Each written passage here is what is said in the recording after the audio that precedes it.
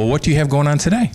Today we've got, Patrick, the V Foundation for Cancer Research. It's our 16th annual time we've hosted this event, and it's grown so much. I used to have it at my office building, and we've grown it so much that we're now at the Pinnacle today. And Mark Tees, who owns the Pinnacle, has been kind enough to donate. We go from noon to midnight. I always have it the first Friday of March Madness, the men's college basketball tournament.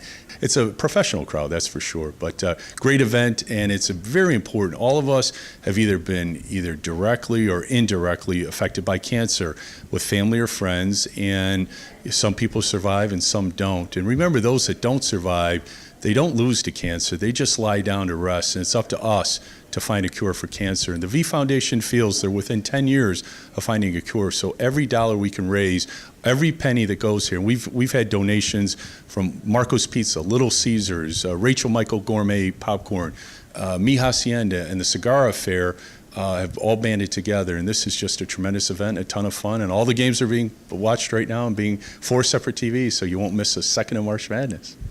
And what inspired you to get involved with this charity? You know, being a guy who's, I love basketball, played in high school and college, and Coach Valvano, I knew him when he was alive, and he recruited me.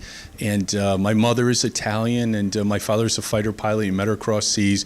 So when Valvano and ultimately Vitale found out I had some Italian in me, I became kind of their boy, if you will. And I wasn't quite good enough to play for North Carolina State, who won the national championship my freshman year in college. But we always kept in touch and what have you. So I always had a great love for Coach Valvano. He was one of the more dynamic people in the history of sports. I mean, that speech, "Don't give up, don't ever give up," it's legendary. It brings tears to your eyes. It's outstanding. So, and then as you get successful in business, as a business owner, I think it's very important that when you start to succeed in life, you got to give back, man. You got to give it away to keep it, as they say. And it's just very important. And what a great cause. Everyone, again, has been affected by cancer, either directly or indirectly, and they do such a great job at the V Foundation for Cancer Research that I wanted to go in there and donate as much time and effort and raise as much money as possible for that cause.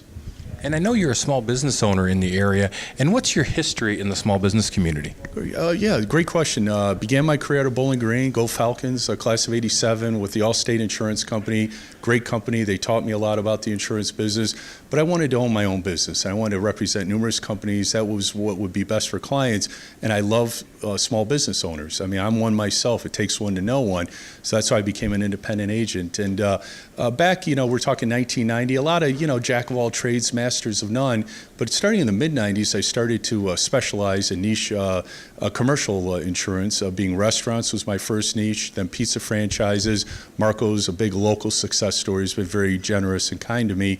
A lot of those folks are clients. And then we got into law firms, and we've become one of the largest writers of lawyers' professional liability in the country. So it's been a great thing, and being a small business owner is really where it's at. I have all the respect in the world for everyone that owns a business. If you don't own a business, I don't not respect you, but we all get each other, whether we're in the insurance business, a lawyer, a restaurant owner, the Pinnacle here for Mark Tees. We all do the same thing, just we make our money a little differently, but we have the same practices, and I really respect the small business owner. It takes one to know one. And I understand you have speaking engagements all across the country now. I sure do. I appreciate that. Yeah, lawyers, there's a lot of, lawyers are not taught how to run a law practice in law school.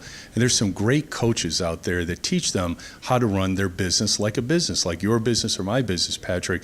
And they look for someone who can then talk to them about their professional liability, because the insurance industry as a whole ignores the 1 to 10 lawyer-sized firm. They feel they're too small, not enough premium, or what have you. And that's the vast majority of law firms are the 1 to 10 lawyers size firms. So I get to go there. I've written a book, The Naked Insurance Lawyer. I give it away for free, but I speak for about 10 minutes, and I always joke that, the main reason he came this weekend, ladies and gentlemen, is to hear the insurance guy speak, and they all laugh. But at the end of the day, it's something that we all need, and especially from a professional liability standpoint, when a client sues them, or a disgruntled client, then they have their protection that keeps them, out of losing tons of money and, dealing with all the hassle of that. So, yeah, it's quite an honor to do that, and I love lawyers. They're the best.